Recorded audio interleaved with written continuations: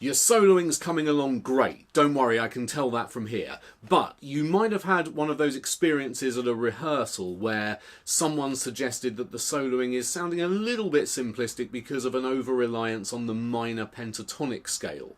This stings, of course it does, and it's very important to you that you continue to progress and make the best music you can, and more importantly, put that smart ass firmly in their place. So a natural progression from the minor pentatonic would be to something called the natural minor scale, or if you're feeling fancy, the Aeolian scale. But how to use it? Well, keep watching because I've got a few ideas that will hopefully be of use to you. Okay, so what is the natural minor scale / Aeolian scale? Well, it probably makes most sense if we relate it to our loyal old friend, the minor pentatonic. We'll do this in the key of E minor, so we're going to be up at the 12th position on the neck. Now, if we were playing a regular E minor pentatonic scale, that would go, as I'm sure most people are aware, as follows.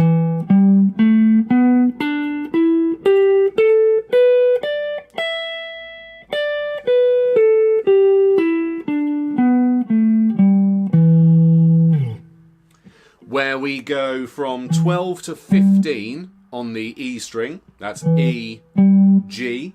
Then on the A string we go 12, 14, A, B.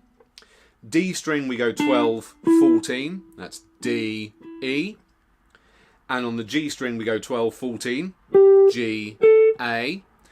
And on the B string we go 12, 15, B, D. And then 12 on the top E string to come back to E.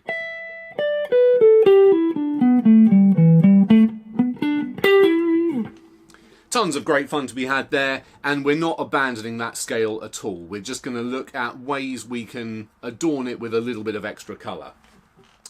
So the natural minor scale has all the same notes as the minor pentatonic, it just adds 2 extra ones. In the case of E, we're going to add an F sharp and a C. So that's going to change the shape quite a bit to this. So we're going to go from 12, 14, 15 on the low E string. So that's E, F sharp, G. Then on the A string, we're going to go 12, 14, 15 again. A, B, C. Then on the D string, we're going to go 12, 14 as before, D, E. On the G string, we're going to duck back a fret to the 11th and go 11, 12, 14. That's F sharp, G, A. Then back up to the 12th position on the B string, 12, 13, 15, B, C, D, and then 12 on the top E string for the E.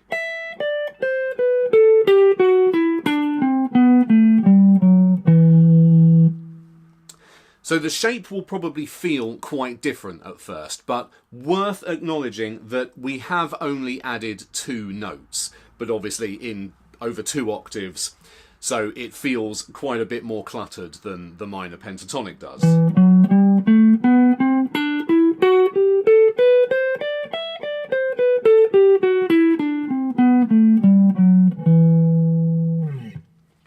Okay, so once you're familiar with that shape, let's see what we can do with it.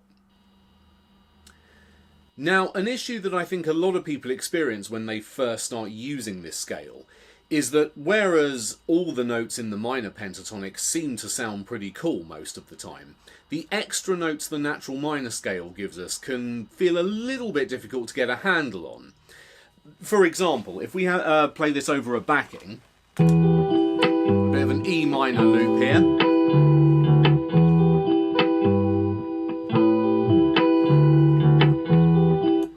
And we try those extra notes, the C and the F sharp.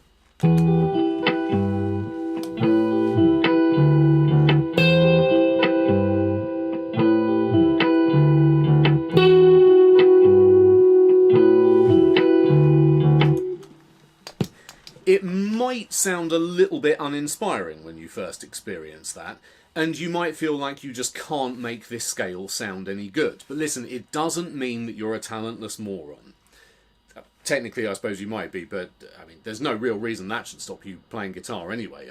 Look at Ted Nugent. So no, it's more likely you're just using them in a way that doesn't fit with the track as well as it might.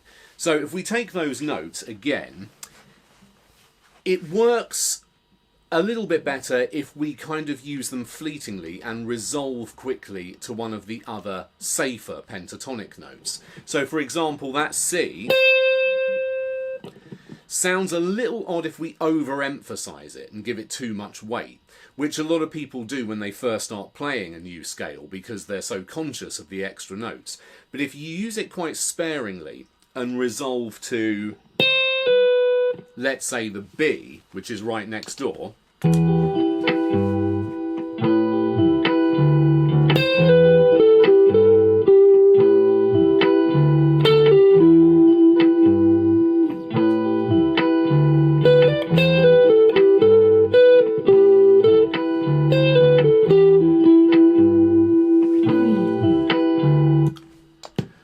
works very, very nice.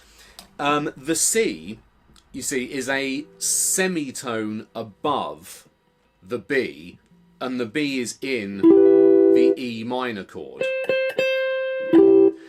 So that note is always going to sound a little bit jarring, but it's perfectly usable if we provide a little bit of a resolve. Likewise with the F sharp, we've got a similar issue in that this is a semitone flat of G, and it's the G note that is in the E minor chord. So we can again provide a little bit of a resolve. This time we could move up to the G. Let's hear how that sounds.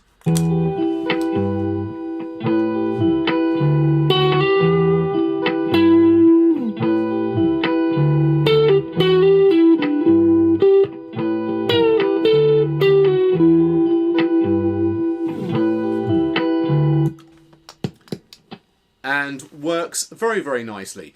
These notes really come into their own though when we play it over a chord progression and not just a single chord. So let's see what we can do there. Okay, well, as most songs typically use more than one chord, I now have a backing track that I've made for myself that also uses more than one chord, and it goes like this.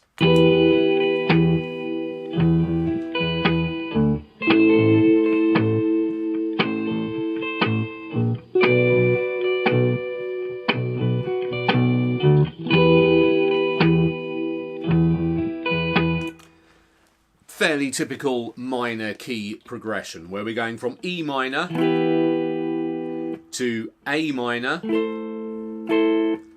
to B minor and then back to E minor.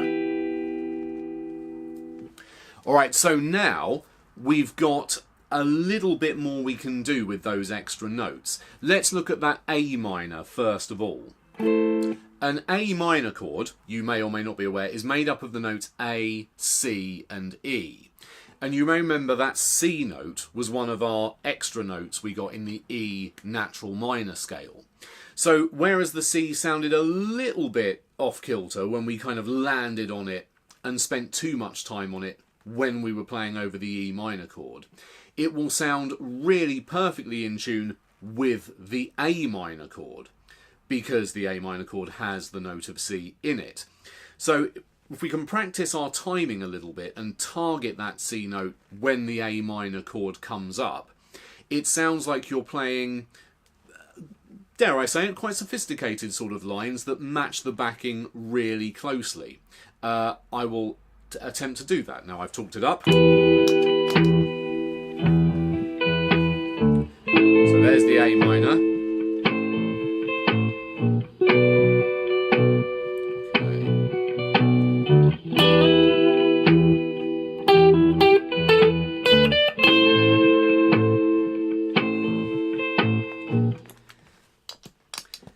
Suddenly it sounds perfectly in tune, and you do want to stay on that note.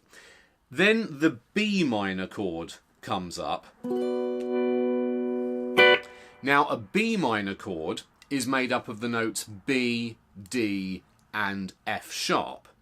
And you're probably cottoning on at this point. F sharp was the other extra note we got in the E natural minor scale.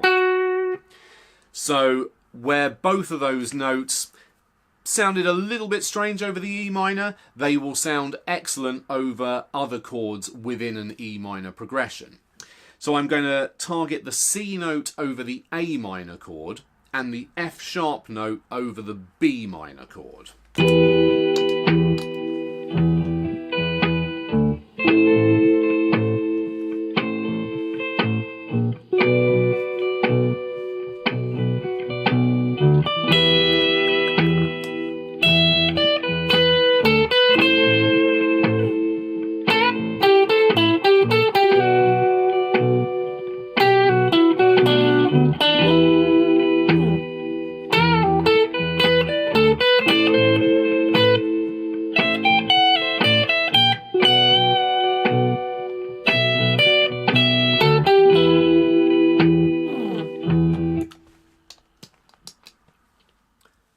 And suddenly the point of those extra notes becomes extra clear, hopefully.